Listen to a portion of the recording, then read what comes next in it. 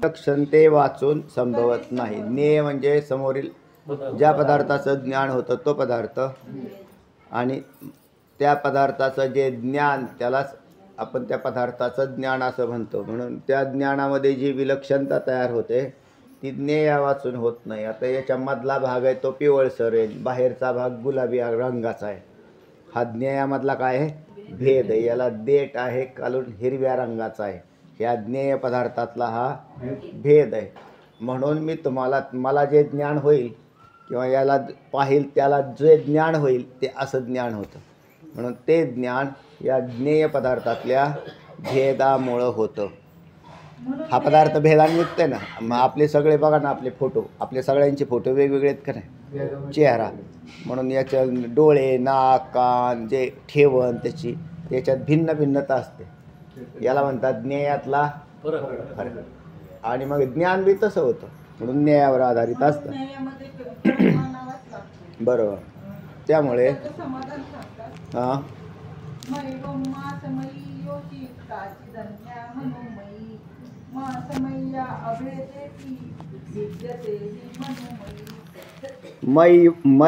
मांसमयी योषित काचितन्या मनोमयी.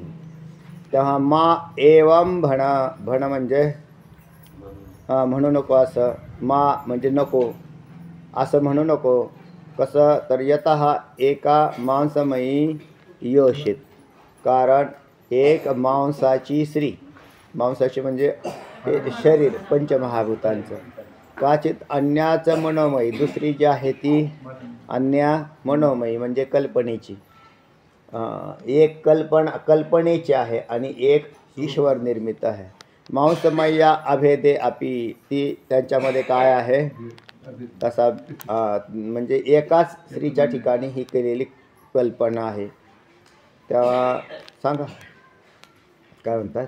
असं म्हणू नको की एक मांसाची स्त्री आणि एक मनोमय कल्पना करून केलेली स्त्री, यामध्ये ही सर्वत्र एक रूपाने असते, तरी मनोमय स्त्रीमध्ये भेद असतोच. प्रकाश सांगितले मांसमयी स्त्री म्हणजे हाडा मासाची एकादश द्वारवती ईश्वरकृत पुतळी.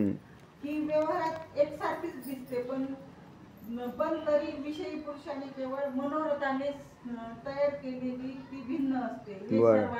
हा सर्वांना अनुभव आहे.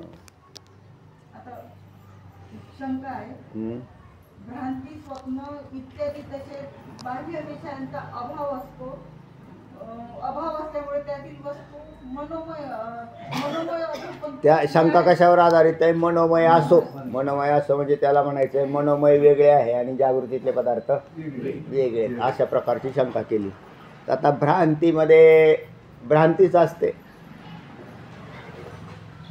कल्पित पदार्थच असतो भ्रांतीच्या भ्रांती आली की. आणि स्वप्नामधलाही पदार्थ कल्पितच असतो, पण जागृतीतला सत्य असतो. तर ह्याच्या दृष्टीने काय केलं त्यांनी, म्हटले जागृतीतला पदार्थ हा सत्य असतो असं म्हणायचं त्याला. भ्रांतीतला आणि स्वप्नातला वेगळा असतो. त्यामुळे त्यातील वस्तू मनोमय असो, पण काय म्हणतात तोच न्याय जागृत अवस्थेतील वस्तूला लावता येत नाही, कारण जागृतीतल्या वस्तू या सत्य आहेत आणि भ्रांतीच्या नाहीत, कल्पित नाहीत असं त्याला म्हणायचं. नाहीत, स्वप्नासारख्या नाही, कारण त्या अवस्थेत बाह्य पदार्थ असतात. अशी शंका घेत आहेत. सांगा पुढे. झालं, भांडवल जप्त. सांगता सर, सांगा. नाही गेलं अशोक महाराज, नाही नाना. तिसरा श्लोक. भ्रांती स्वप्न मनोराज्य स्मृतिश्वतो मनोमयम्. स्मृतिश्वतो वस्तु स्मृतिश्वस्तु मनोमयम्. जागृन्मानेन ज्ञेयस्य न मनोमयतेति च. न मनोमयतेति च ते चेत. न मनोमयतेति चेत. म्हणजे भ्रम, स्वप्न, मनोराज्य आणि स्मरण या चार अवस्थांमध्ये पदार्थ मनोमय असू. चार गोष्टी दिल्या. भ्रांती, रज्जूच्या ठिकाणी सर्पाची भ्रांती, झोपलेल्या सुषुप्त्या आपल्या स्वप्नावस्थेतील पुरुषाला पडलेलं स्वप्न, मनोराज्य म्हणजे जागृतीत असं दात कोरत बसलेला असतो आणि असं काहीतरी चिंतन चाललेलं असतं, तो आपल्याकडे पाहत नाही, याला म्हणतात मनोराज्य. ते गणपतवाणीची एक काय गोष्ट होती बा, ती कविता होती आम्हाला, हा ना? गणपत बिडी पिताना खावायचा काडी होती, तुम्हाला होती. आणि मग ते त्याच्यात ते काय करायचं, असं मनोराज्य त्याचं दाखवलेलं आहे त्या कवितेमध्ये. कधीची जुनी आठवण येते. मग त्याचं काय करायचं, की किती पैसे आल्यावर काय होईल, त्या पैशाचं काय करता येईल, त्या पैशातून काय करता येईल, ह्याला काय म्हणतात मनोराज्य असं. आणि बरेच लोक हे करतात सुद्धा, असे बसल्या बसल्या आपले चिंतन चाललेलं असतं, याला मनोराज्य. शेख चिल्ली वेगळा, शेख चिल्लीचा होता ते बरोबर, ती वेगळा. हां, पण हा एक गणपतवाणी, बिडी पिताना सावायचा काडी, या म्हणावायचा या जागेवर. नानांची छान पाठ आहे.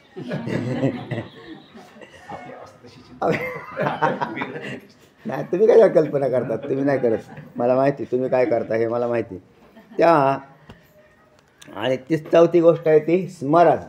स्मरणामध्ये आता कितीतरी पदार्थांचं काय असतं, ते कसं होतं असतं, कसं होतं असतं. हां, अंतःकरणामध्ये असणारे सूक्ष्म संस्कार, तर ते संस्कार उद्धृत जसे होतात तसं त्याचं काय होतं स्मरणामध्ये येतं, त्याला आपण स्मृती असं म्हणतो. तर त्यावेळेला सुद्धा अनेक पदार्थ जे झाले गेलेले असतात तर त्यांचं स्मरण होतं. तर तिथं सुद्धा तर या 4 ठिकाणचा भाग सांगितला आहे. पदार्थ मनोमय असू दे असं म्हणतात.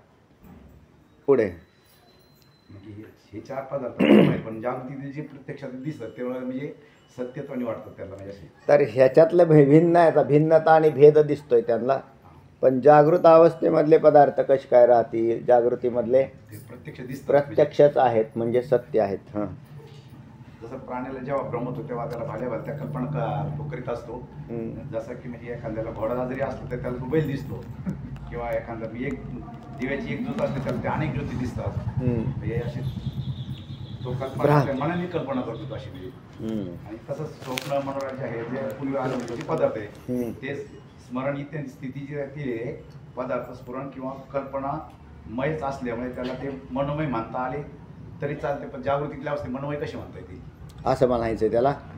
एवढाच प्रश्न आहे की जागृत अवस्थेत साक्षात भासणारे बाह्य पदार्थही तसेच आहेत असे कसे म्हणताय, अशी शंका आहे.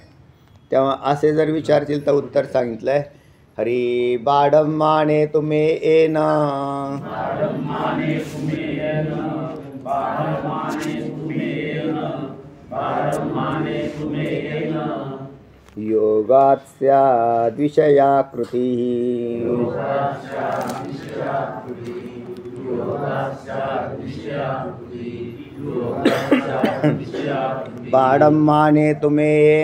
योगात् स्याद् विषयाकृतिः, बाडम्माने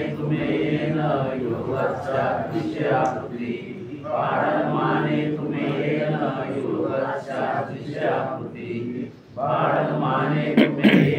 योगात् स्याद् विषयाकृतिः, भाष्यवार्तिककाराभ्या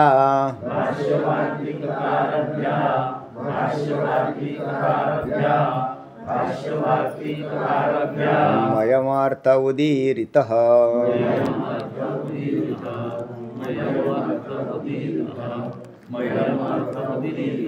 भाष्यवार्तिककाराभ्या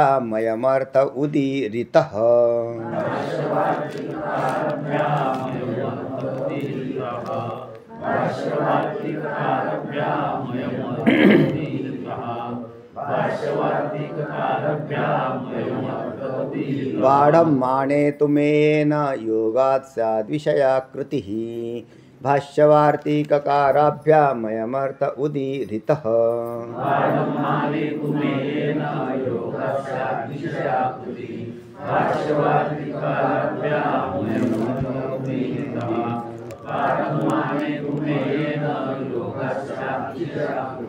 बाढं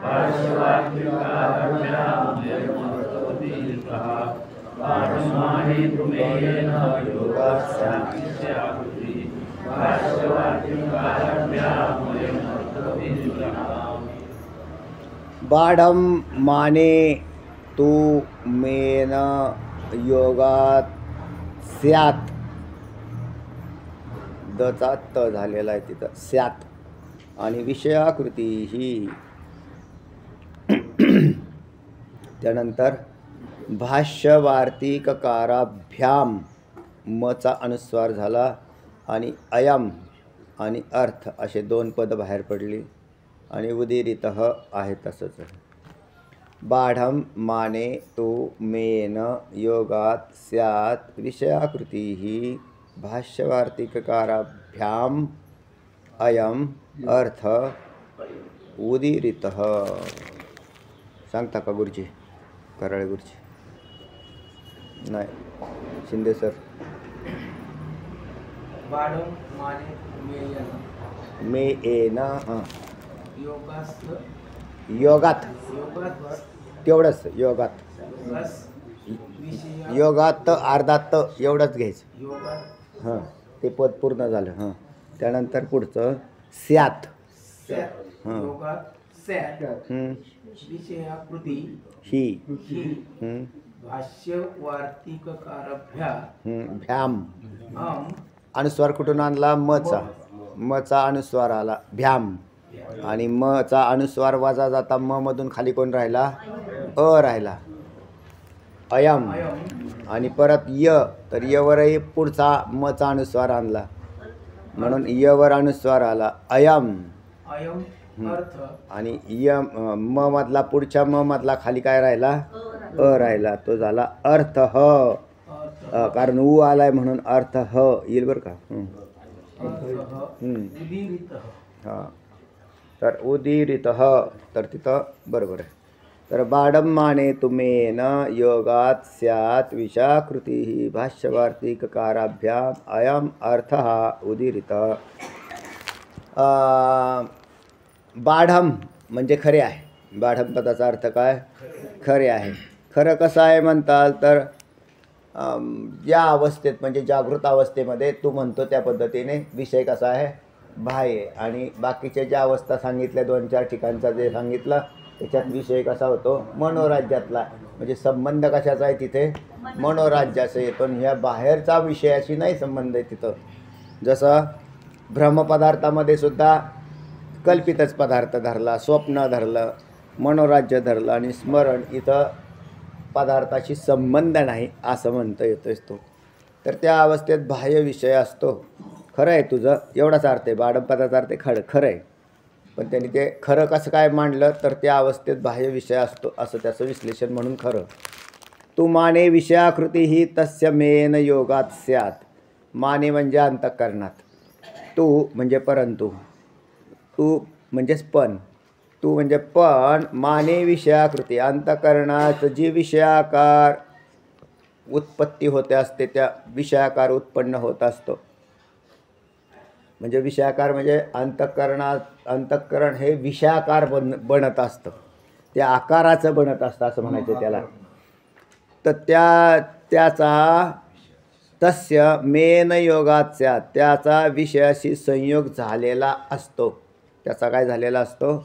मेन त्याचा योगात स्यात् म्हणजे त्याचा संबंध उत्पन्न झालेला असतो. म्हणजे संयोग झालेला असतो. म्हणजे अंतःकरणात जो विषयाकार उत्पन्न होतो. विषयाकार म्हणजे ज्ञेय पदार्थाचा आकार. त्याचं नाव विषयाकार. ज्ञेय पदार्थाचा आकार.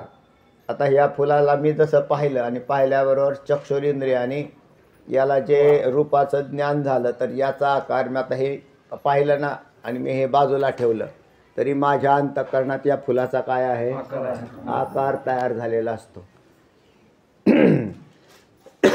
म्हणजे पाहतो तेव्हाच त्याचं ज्ञान असतं असं काही नाही. पाहून झालं ना, पाहून झालं आणि त्याच्यानंतर परत मी डोळे मिटले की मला ते फुलाचा आकार, कारण ते अंतःकरणामध्ये तो तदाकार झालेला असतो. म्हणून अंतःकरणात त्याचा विषयाकार उत्पन्न होतो. भाष्यवार्तिक काराभ्याम म्हणजे भाष्यकार आणि वार्तिककार. वार्तिककार सुरेश्वराचार्य, भाष्यकार म्हणजे शंकराचार्य यांनी एवं अर्थ उदीरित, यांनीही हाच अर्थ उदीरित केलेला आहे म्हणजे सांगितलेला आहे म्हणतात.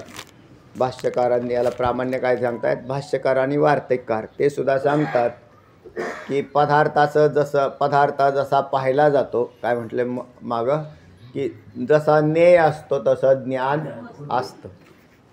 तर याला पुष्टी करताना ते म्हणतात की अंतःकरणात जो विषयाकार आकार धारण होतो तो ज्ञेय पदार्थाचाच असतो.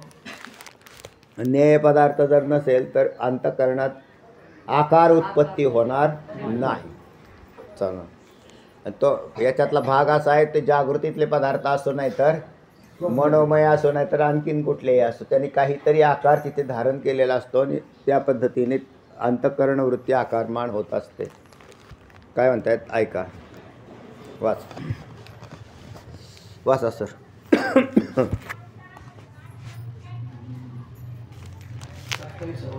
27वा श्लोक आहे. पाडमाने तुमेयन उच्चार करताना सरळ उच्चारायचा. बाडमाने तुमेन योगाच्या विषयाकृती ही भाष्यकार्तिककाराभ्यामयमर्थ उदीरित. असा सांगितलेलं आहे. पाडम खरे आहे, त्या अवस्थेत बाह्य विषय असतो. तू माने विषयाकृती ही तस्यमेन योगात स्यात्. पण अंतःकरणात जो विषयाकार उत्पन्न होतो तो त्याचा विषयाशी संयोग झाल्यामुळे होतो. तर त्याच्याशी संयोग झाल्याने योगात स्यात् या पदाचा अर्थ आहे संयोग झाल्यामुळे होतो. कशाचा, त्या विषयाशी विषयाकार संयोग अंतःकरणात जो विषयाकार उत्पन्न होतो तो त्याचा विषयाशी संयोग झाल्याने. पण विषयाशी संयोग कशाने होतो, इंद्रियांच्या मार्फत. इंद्रियांच्या मार्फत त्या विषयापर्यंत अंतःकरणाची वृत्ती पोचते आणि ते संयोग होत असताना ज्ञेय पदार्थामध्ये पदार्थ उपहित चैतन्य आणि अंतःकरण वृत्ती उपहित चैतन्य यांचा काय होतो, म्हणजेच संयोग होतो. मग अंतःकरणातला हा संयोग कोणी घडवून आणलेला असतो, इंद्रियांनी. म्हणजे वृत्ती, इंद्रियाच्या मार्फत वृत्तीचा तो संयोग घडत असतो. म्हणून अंतःकरण असा शब्द प्रयोग केला. अंतःकरण तर एका जाग्यावर आहे. तुमच्या अंतःकरणाची लांबी रुंदी किती आहे, तुमच्या जेवढा आहे तेवढा. मग ते तेवढा जर असेल तर ज्ञेय पदार्थ तर बाहेर आहे. मग या पदार्थाशी संयोग अंतःकरणाचा होईलच कसा, तर इंद्रिय आणि वृत्तीच्या द्वारे हा संयोग घडत असतो. म्हणून आता जो विषय असेल तो, जसा आता रूपाचा विषय असेल तर चक्षुरेंद्रिय वापरायचं. शब्दाचा विषय असेल तर श्रोत्रेंद्रिय काही जागा सोडत नाही, तिथं जाग्यावरच बसलेलं आहे. मग तिथे ध्वनिरूप जो आहे वर्ण किंवा ध्वनी, त्या इथे श्रोत्रेंद्रियामध्ये जाऊन आकाशाच्या मार्फत आकाशाच्या माध्यमातून तो शब्द श्रोत्रेंद्रियाला जाऊन धडकतो आणि तिथं तुम्हाला शब्दाचं तिथं सुद्धा अंतःकरणाला शब्दाचं ज्ञान डायरेक्ट होत नाही, तर आधी श्रोत्राला होतं आणि मग अंतःकरणाला होतं. जरी श्रोत्र त्याच्याशी अविभाज्य असेल तरी. घ्राणेंद्रियामध्ये बी तसंच आहे. गंधाचं ज्ञान होताना तर त्याचे पराकण याच्या घ्राणेंद्रियापर्यंत पोचतात. रसनेंद्रियाचं बी तसंच आहे. ते ज्या वेळेला रसनेंद्रियाचं काम वेगळं आहे आणि घ्राणेंद्रियाचं वेगळं आहे.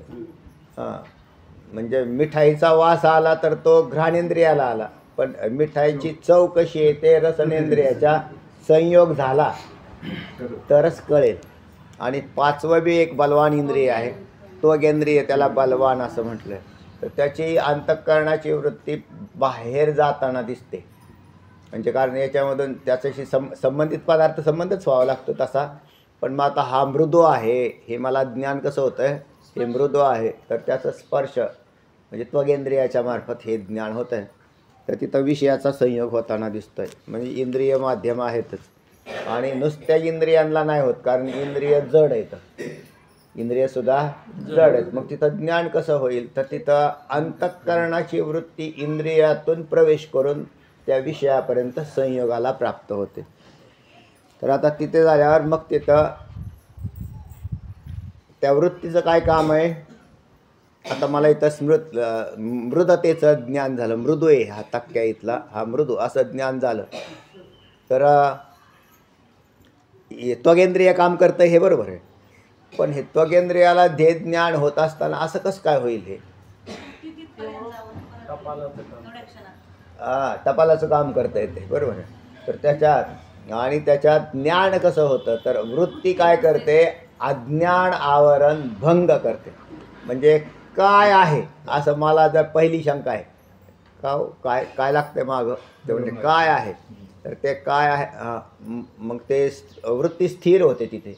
त्याच वेळेला मऊपणाचा भाग लागला, ते मग लगेच लक्षात आलं की हे मऊ आहे आणि इथे या स्थितीतला अंदाज घेऊन हा तक्क्या असला पाहिजे, आणि मग तो मऊ आहे हे ज्ञान होतं तिथे. तर वृत्तीचं काम आवरण नाश करणे एवढं आहे, ज्ञान करून देणे नाही. तर त्याच्यामध्ये मग ते ज्ञान कसं होतं? तर उपहित वृत्ती उपहित चैतन्य आणि विषय उपहित चैतन्य यांचं एकदेशित्व हे ज्ञानाच्या प्रक्रियेचा संबंध, हा महत्त्वाचा विषय आहे बरं का. आता विचारसागरामध्ये सुद्धा चालू येतो तोच आहे बाह्य पदार्थ.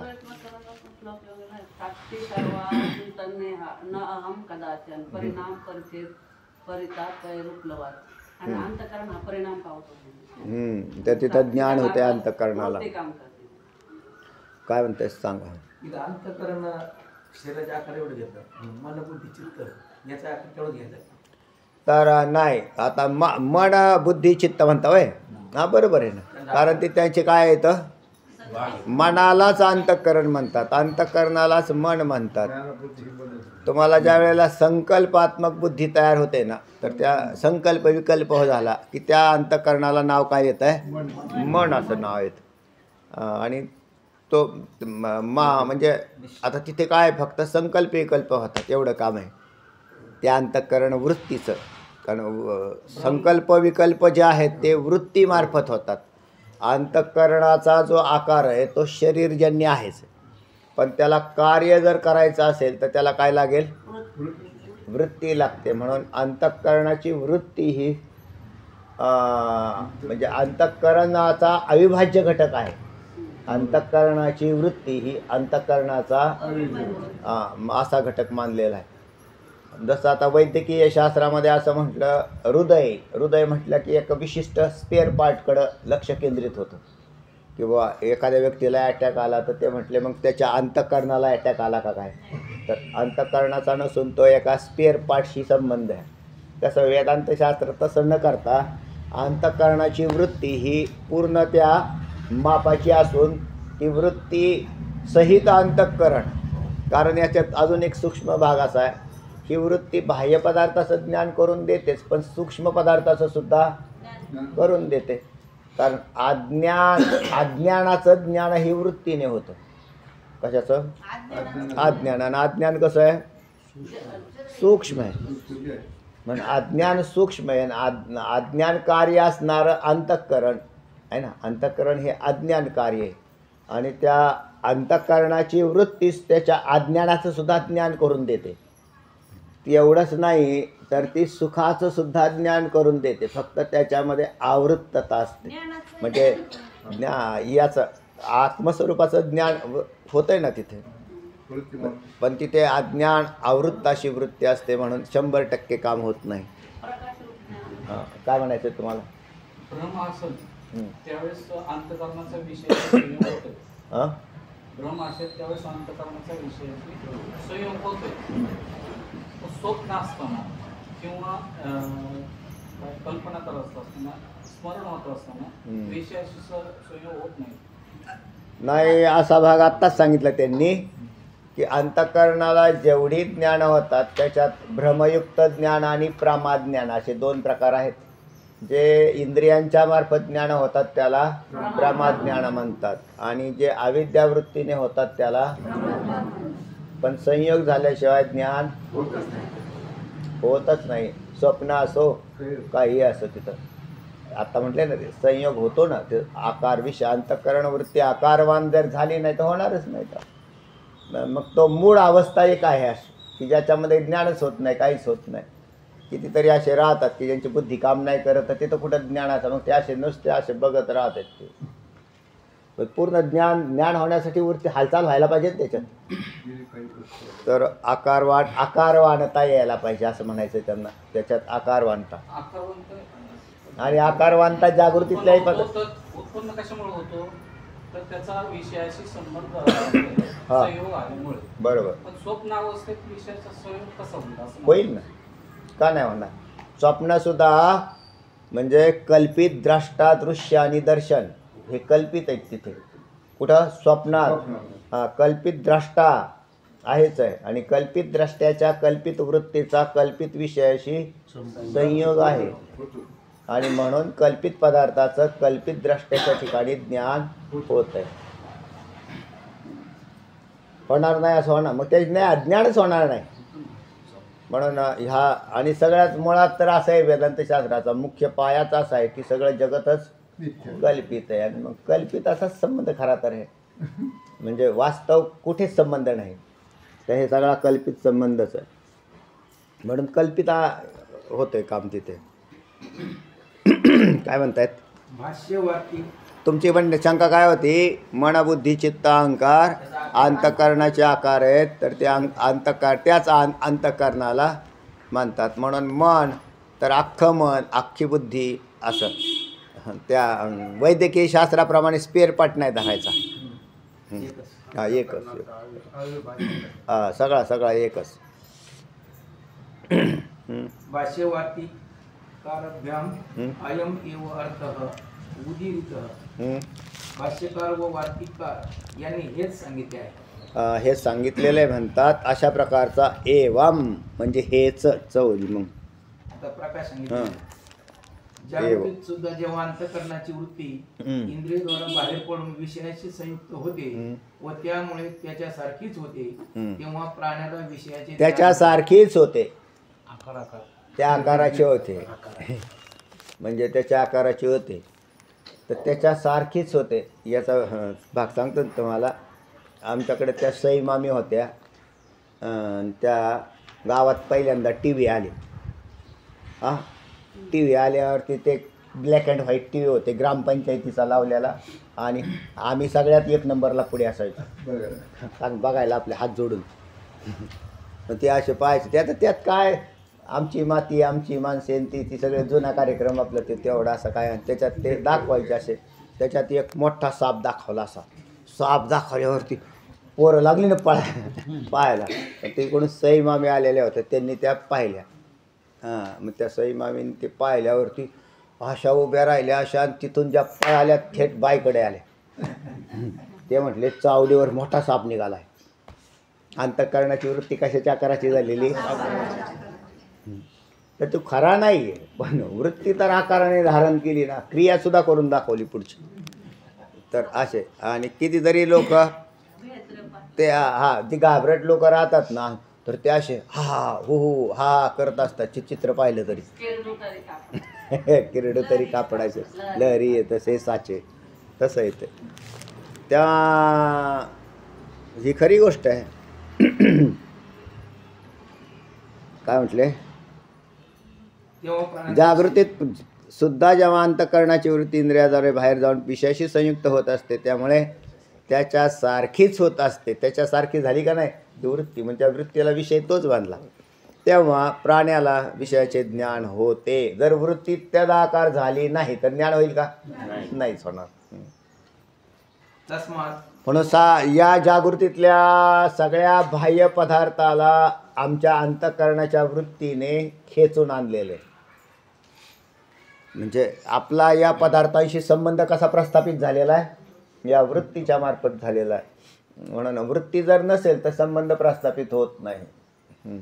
म्हणून म्हटलं वेडपट, म्हणजे जे वेडपट म्हणण्यापेक्षा बुद्धीस काम न करणारे अशी काही माणसं राहतात. किंवा हल्ली आणखीन एक हे आहे का ब्रेन डेड कल्पना आहे ना, वैद्यकीय शास्त्रात त्याचे म्हणले ब्रेन डेड झालेला आहे.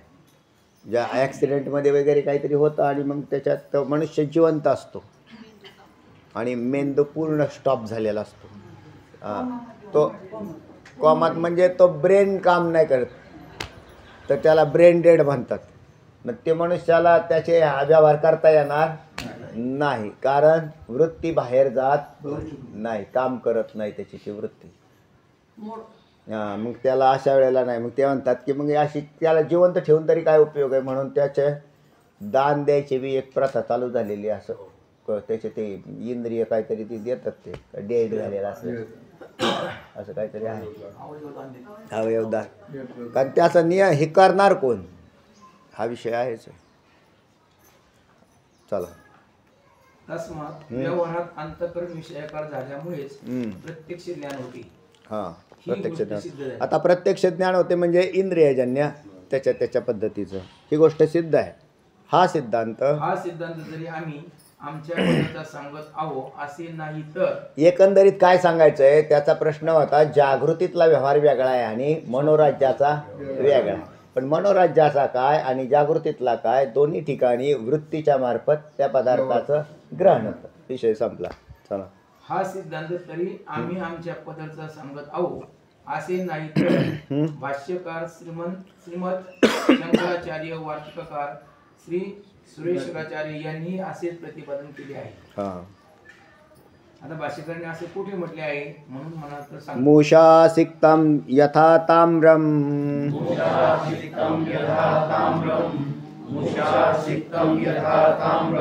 तन्निभं यथा ताम्रं तन्निभं जायते तथा तन्निभं जायते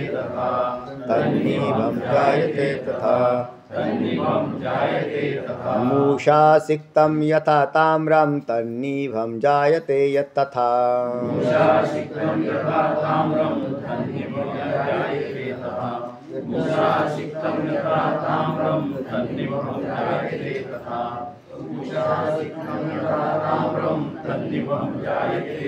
रूपादीन व्याप्नुवच्चित्तं तन्निभं दृश्यते ध्रुवम्.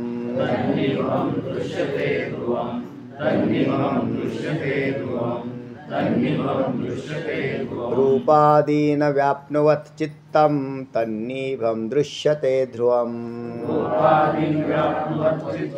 तन्निभं दृश्यते ध्रुवम्. रूपादीन व्याप्नुवत् चित्तं तन्निभं दृश्यते ध्रुवम्. हरि. मूषासिक्तं यथा ताम्रं तन्निभं जायते तथा रूपादीन व्याप्नुवत् चित्तं तन्निभं दृश्यते ध्रुवम्.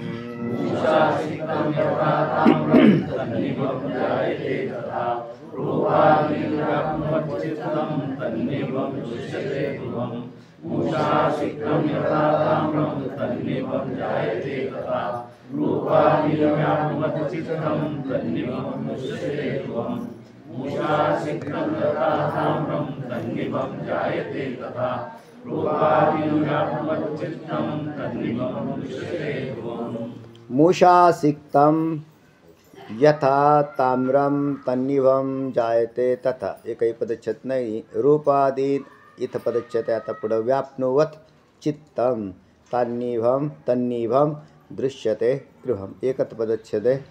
कुठं आहे? व्याप्नुवत् चित्तं. सांगा बरं पवारताई.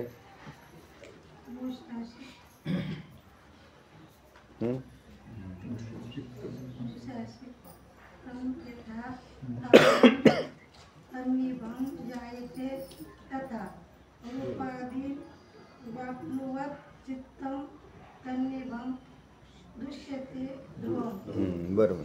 महत्त्वाचं तेवढंच होतं. एक बाकीच लोकच होत. चला. त्याच्यामुळे व्याप्नुवत आणि चित्तम इथला पदच्छेद आहे. मूषासिक्तं मूस माहिती आहे, सोनाराची मूस असं म्हटलं जातं आपल्याकडं. बाकीच्या मुशी लवाराची बी असते.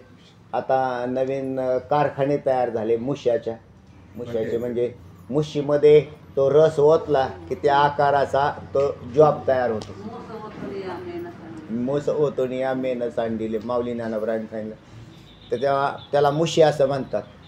म्हणजे आकार द्यायचा असेल पदार्थाला किंवा आता नाही काही विकायला येतात ते साच्यावर घालून ते शिवाजी महाराज अजून तुमचे दुसऱ्या त्या एखाद्या वेगवेगळ्या पक्ष्यांचे प्राण्यांचे सुद्धा त्या प्रतिमा तयार करतात. त्या मुशीत ते काय घालतात त्याच्यात रस ओततात तो. किंवा अगदी सोपा म्हटला तर मातीचा गोळा टाकला तरी बी बनतंय. रसच पाहिजे असं काही नाही. पण पूर्वीचा दृष्टांत आहे हा. आणि त्याच्यात ताम्र म्हणजे तांब मुषा सिक्तम ताम्रम तन्निभम जायते. तन्निभम त्या पद्धतीचा जो आकार आहे त्याचा मुशीसारखा होऊन जातो. तो जो रस ओतला जातो तर थोड्याच वेळात थंड झाला की त्याच्यासारखा होतो. तथा रूपादीन हा दृष्टांत झाला. आणि सिद्धांत आहे तथा रूपादीन. रूप आदी. आदी म्हणजे रूपा हे एक इंद्रिय झालं. आणि रूप चक्षुरेंद्रियाचं, शब्द श्रोत्रेंद्रियाचं, रस रसनेंद्रियाचं, गंध घ्राणेंद्रियाचं, स्पर्श व्यापनवत म्हणजे त्याचाही व्यापार तसाच होतोय. कसा चित्तम ध्रुवम तन्निभम दृश्यते. त्या म्हणजे जशा त्याप्रमाणे दृष्टांताप्रमाणे रूपादी जे विषय आहेत त्यांना व्यापनुवत म्हणजे व्यापणारं चित्तम जे व्यापणारं चित्त ध्रुवम तन्निभम दृश्य अगदी निश्चितपणे त्याच आकाराचं होत असतं. म्हणजे निसंशय त्याच्यासारखंच भासतं असं सांगतायत. काय म्हणतायत ऐका.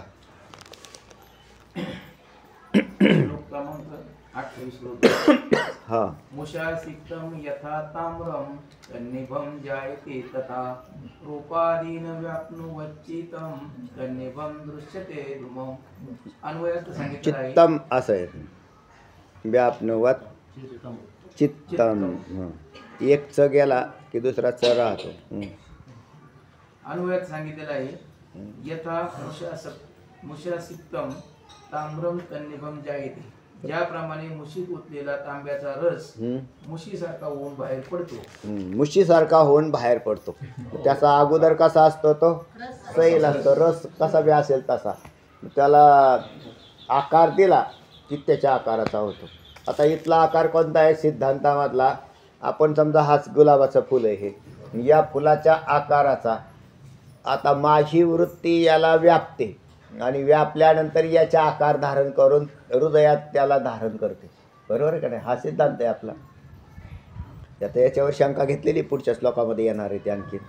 ते मग इथे कसा याचा आकार त्याचप्रमाणे सोनार त्या रशी आपल्या सोनाराच्या त्या साच्यात सोन्याचाही म्हटलं तरी काय अडचण नाही. त्यांनी म्हटलं आहे तिथं. पण साधारण लोकांना ज्याचं ज्ञान असतं तसा दृष्टांत वापरावा असा नियम आहे की सगळ्या लोकांना काय कळायला पाहिजे तो विषय कळायला पाहिजे. म्हणून तांब्याचा विषय तांब सहज उपलब्ध आहे. पूर्वी बी सोनं दुर्मिळ होतं ना आता बी दुर्मिळच आहे. अगदी सोन्याचे साचे आपल्याला पाहायला बी दुर्मिळ आहे. आपल्याला येऊन देत नाही तिथे. त्यांच्या दुकानात सुद्धा ते आतमध्ये कामं चालतात ते. म्हणून तांब्याचं म्हटलं तर ठीक आहे बुवा आपल्याला कुठंतरी पाहता येतं आहे. पूर्वी तांबटकर होते आणि ते तांबट गावोगावी फिरायचे आणि त्यावेळेला त्यांच्याकडल्या ते असे ते लावायचे ते भट्टी बी लावायचे ते कलई करताना बी ते त्यावेळेला हा दृष्टांत लोकांच्या सामान्य परिचित आहे म्हणून याचा वापर केलेला आहे. तेव्हा अशा मुशीत ओतलेल्या तांब्याचा रस हा मुशीसारखा होतो.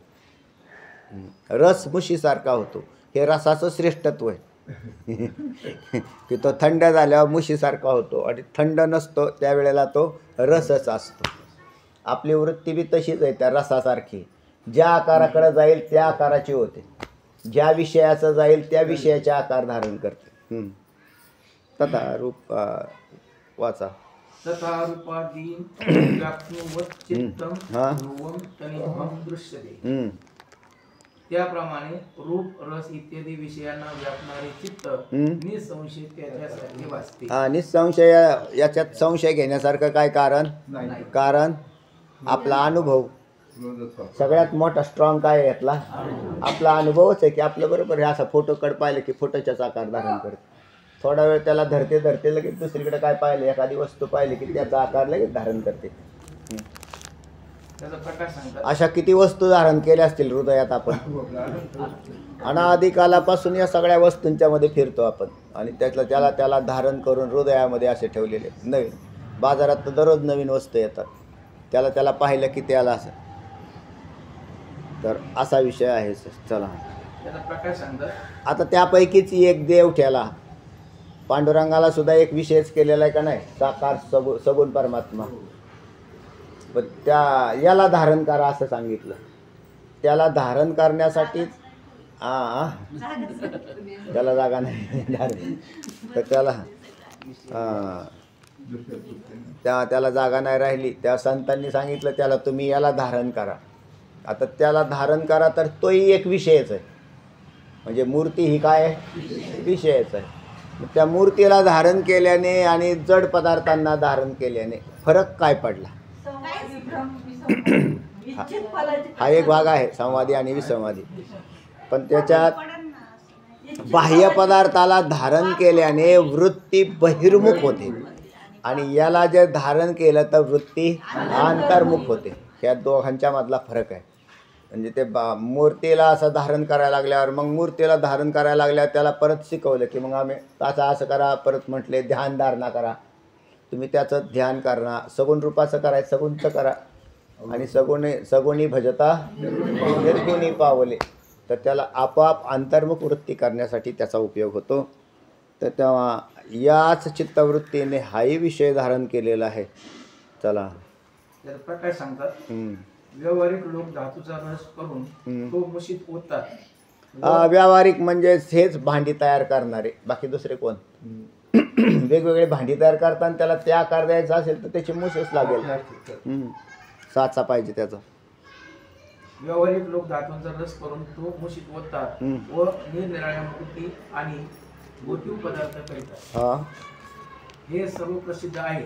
म्हणजे जशी मूस असेल त्याप्रमाणे तो रस आळल्यानंतर होतो. आळल्यानंतर त्या पद्धतीचा होत असतो. त्याप्रमाणे हे चित्त रूपादी विषयांना व्यापून स्वतः त्यांच्या आकृतीचे होते. या श्लोकात भाष्यकारांनी तांब्याचा दृष्टांत देण्याचे कारण काय? यावरून भाष्यकारांच्या वेळी सुवर्णाधिकांचे रस करता येत नव्हते की काय? नाही, आता हे काय फार मोठे अवघड आहे शंका काय असं काय नाही हे. तर त्यावेळेला हे भाष्यकारांनी असं का केलं की साधारण दृष्टांत का दिलाय बा ताम्राचा? तर त्याचं कारण आहे हा सर्वसामान्य लोकांच्या प्रसिद्ध आहे. आणि त्याच्यातून एक सूत्रही बाहेर आलं. काय आलेलं आहे पुढे सांगतील आता. चला. अशी शंका आधुनिक लोकांना येईल पण ती निरर्थक आहे. कारण दृष्टांत हा नेहमी सर्वसाधारण असावा असा नियम आहे. पहा, हा एक नियम आला का ना बाहेर. कोणता? सर्वसाधारण दृष्टांत असेल तर चांगलं असतं. आता म्हणून की ज्या पूर्वीचे दृष्टांत साधारणच होते, नव्हते असं नाही. पूर्वीच्या ह्याच्यात आलेले. पण लोकांच्या परिचयाचा असा जर दृष्टांत त्याला साधारण दृष्टांत म्हणतात. त्याच्यातही साधारण म्हणजे कोणता? त्याला सगळ्या साधारण लोकांना माहिती आहे. आता म्हणजे पूर्वीचे जे पदार्थ आहेत ते लोकांना आत्ता अज्ञात झाले, माहिती नाही आहेत बरेचसे. म्हणून फार जुने दृष्टांत जर आणले तरी आपल्याला अडचणी तयार होणार आहेत. मग आता तेच दृष्टांत पण चालू जमान्यातले पदार्थ आहेत ना, यांचे दृष्टांत जर केले तर चांगलं, याला साधारण म्हणावं की ज्यायोगी लोकांना कळेल. असा कोणताही दृष्टांत असेल तरी चालेल, साधारण असावा. तर फार भारी हायफाय दृष्टांत पाहिजे असं काही नियम नाही. इडलीचा तर हा मग आता नानांनी इडलीचा दृष्टांत काढला. त्याचं ते पीठ तयार करायचं आणि साच्यात टाकायचं. त्या थोडं थोडं टाकलं आणि त्याला असं आदळलं की त्याच्या आकाराच्या त्या इडल्या उकडल्या की होत जातात. बरोबर आहे का नाही? त्याचा आकाराचा याला साधारण दृष्टांत म्हणतात. बरं, त्याची तरी काय पडली आपल्याला, तांब कुठून आणायचं काय करायचं, अशा सोपे आपलं इडलीचं केलं तर चालतं. ताम्ररस व त्याचे उठीव पदार्थ जितके साधारण सर्व प्रसिद्ध असतात. फक्त फरक एवढाच आहे, इडल्याचा परत रस व्हायचा झाला तर पोटात होईल, कायमचा नाश होईल. चला. ताम्ररस व त्याचे उठीव पदार्थ हम्म. जितके साधारण सर्व प्रसिद्ध असतात हा. तितके सुवर्णाधिकांचे रस व पदार्थ नसतात. प्रसिद्ध नाहीत. सुवर्णाचा पदार्थ आहे बरं का ते, पण पावडा प्रसिद्ध नाही. हां. म्हणून भाष्यकारांनी हम्म. उपदेश साहसी सारख्या सर्वसाधारण ग्रंथात सर्वसाधारण दृष्टांत योजिला आहे. बस बस एवढाच विषय, बाकी काय नाही.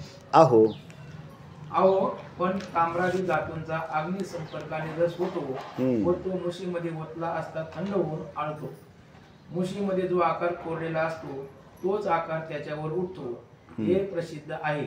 पण बुद्धी ताम्रादिकांच्या रसाप्रमाणे मूर्त नसते, तेव्हा ती विषयांना जरी व्यापित असली तरी तिला विषयाकार कसा प्राप्त होणार? आता याचं उत्तर ते सांगतो. मुशीमध्ये जो आकार कोरलेला असतो तोच आकार त्याच्यावर उठतो, हे प्रसिद्ध आहे. पण बुद्धी ताम्रादिकांच्या रसाप्रमाणे मूर्त नसते. आणि तुम्ही उदाहरणं कशाची काढलेली इथं? मूर्ताची. आणि बुद्धी कशी आहे? अमूर्त आहे. म्हणजे ते मूर्त नाही, म्हणजे दृश्य नाही. हां हां. दृश्यते त्वग्रया बुद्ध्या सूक्ष्मया सूक्ष्मदर्शिभिः अशी श्रुती आहे इथं.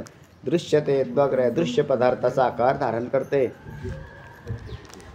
आणि सूक्ष्म आकारांचा सुद्धा ज्ञान होतं आहे त्याच्यात. स्थूल आणि सूक्ष्म पदार्थांचं ज्ञान होतं. आता इथे म्हटलेलं आहे की तर बुद्धी ही ताम्रादिकांच्या रसाप्रमाणे मूर्त नसते, तेव्हा ती विषयांना जरी व्यापित असली, काय म्हणायचं, विषयांना व्यापित असली, ह्या फुलाला जरी ती बुद्धी व्यापित असली तरी तिला विषयाकार कसा प्राप्त होईल? अडचण कशात आहे? आकार कसा प्राप्त होईल? तिला आकार प्राप्त होणार नाही. विषयाला व्याप्ती, याच्याविषयी त्याची शंका नाही. तर ती विषयाला व्याप्ती हे बरोबर आहे, आमची बुद्धी याला व्याप्ती. पण आकार कसा धारण करेल? लक्षात आली ना? आकार कसा धारण करेल? रस आहे तो त्याचा आकार धारण करून राहील, पण तुमची बुद्धी कशी काय आकार धारण करून राहील? ते त्याचं उत्तर देत आहेत.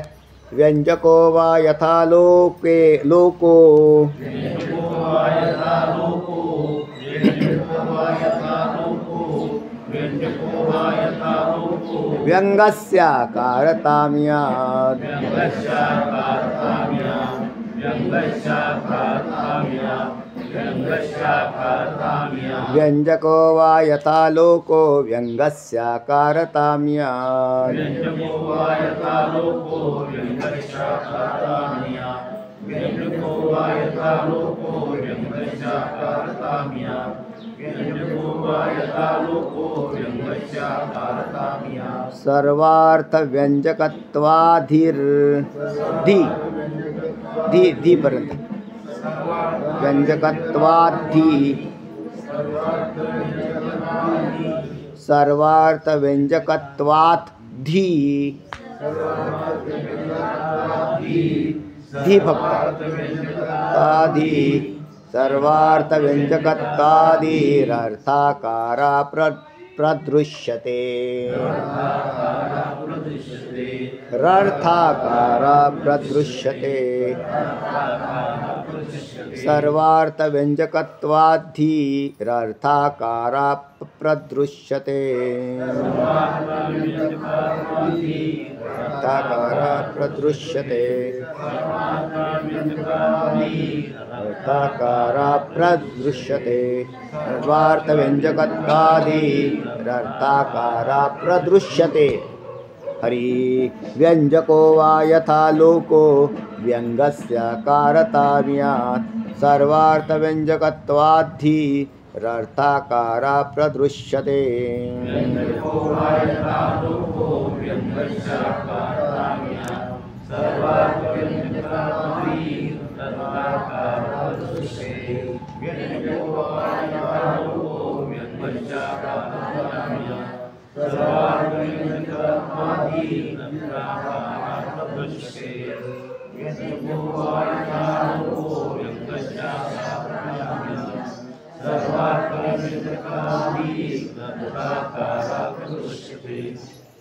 व्यंजकः वा यथा आलोकः व्यंगस्य नंतर आकारताम इयात सर्वार्थ व्यंजकत्वात धीही म्हणजे बुद्धी अर्थाकारा प्रदृश्यते. झालं. व्यंजकः वा यथा आलोकः आलोकेचं कचा विसर्ग झाला.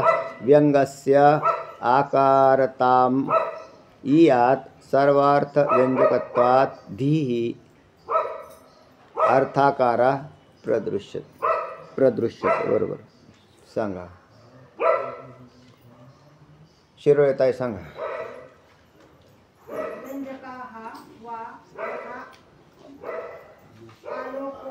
आलोकः व्यंगस्य स्यस्य व्यंगस्य स्यचा आ निघाला. आकारताम तावर अनुस्वार आणला आणि मीचा ई झाला इयात. पुढे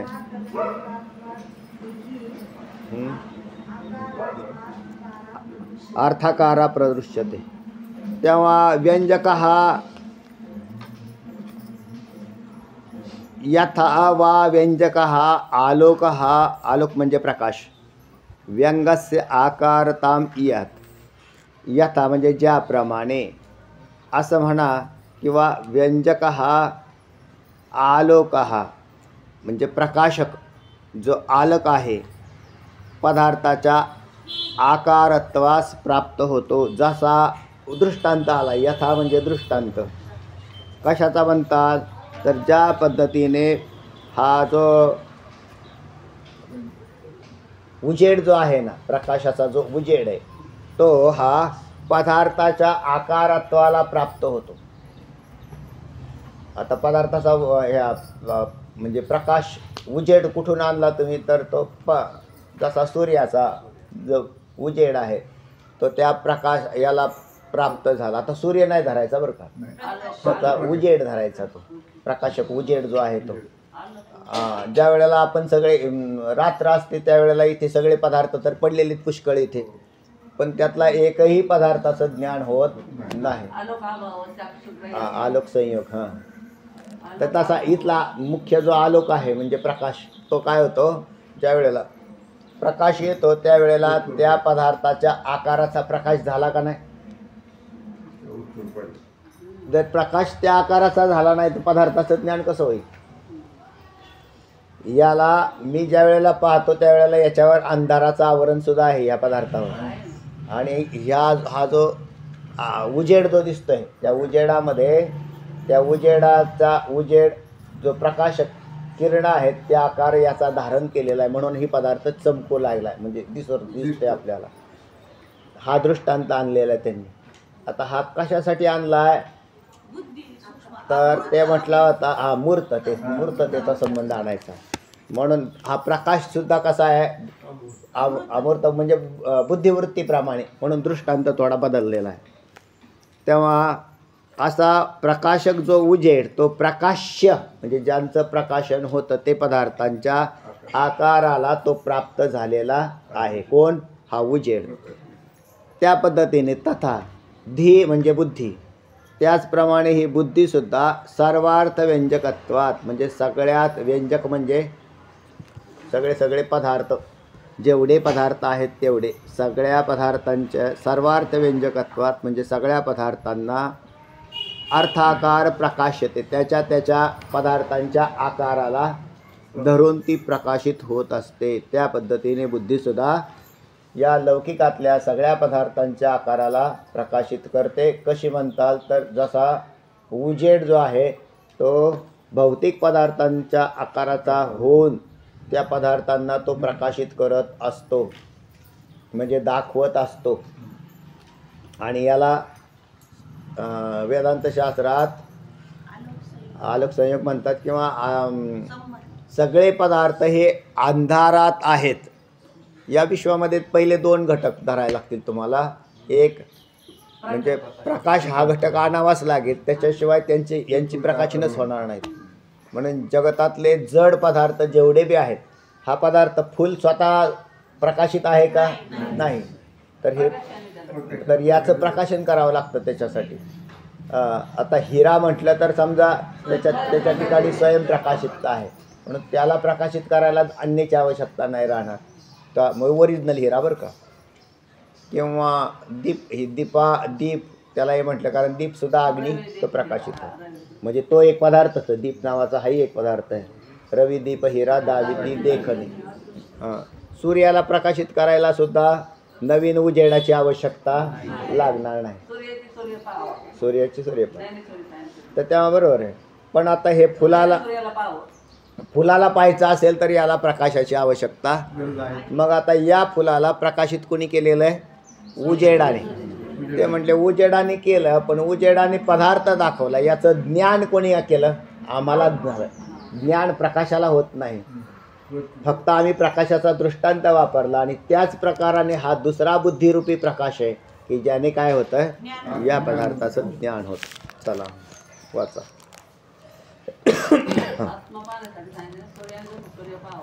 तसा वाचा.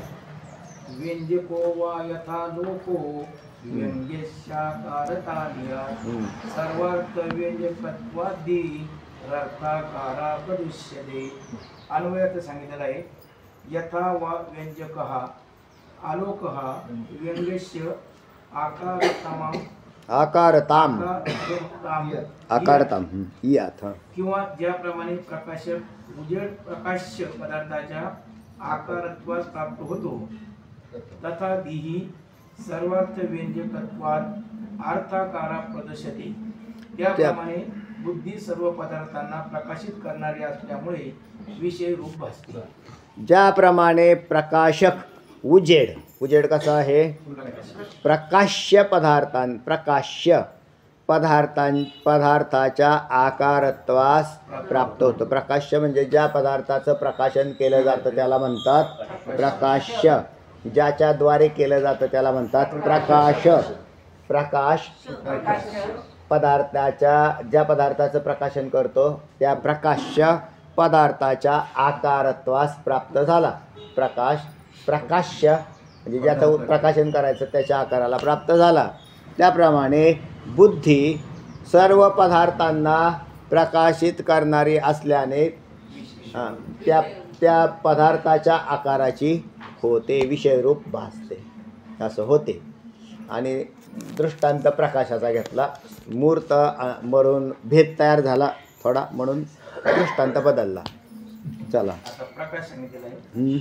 अंधकारामध्ये सर्व पदार्थ अंधकार रूप होऊन राहतात, पण त्यांना व्यक्त करणारा जो उजेड तो तसा त्यांच्यासारखा होऊन त्यांना व्यक्त करतो.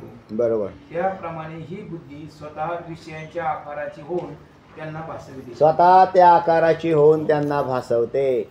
या नेय पदार्थाला भासवते म्हणजे याचं ज्ञान करून देते. आणि त्याला म्हणून तिथं बुद्धीचं काम आलंच. बुद्धी त्या आकाराची होते. जर त्या आकाराची नाही झाली तर मग जमणार नाही. आता परत बुद्धी हा एक शब्द प्रयोग केला, मग ते वृत्ती, तर त्याला बुद्धी या पदाचा अर्थ बुद्धी वृत्ती असं करायचं. यावर सर्व पदार्थांना व्यक्त करण्याचे सामर्थ्य बुद्धीमध्ये आहे. बुद्धीमध्ये म्हणजेच अंतःकरणाची बुद्धिरूप वृत्ती असा शब्द प्रयोग करा. आता बुद्धी म्हणतात ना ते, तर अंतःकरणाची बुद्धिरूप वृत्ती. कारण ज्ञान कोणाकडे होतं? मनरूप वृत्तीला नाही होत, तर बुद्धिरूप वृत्तीला होतं.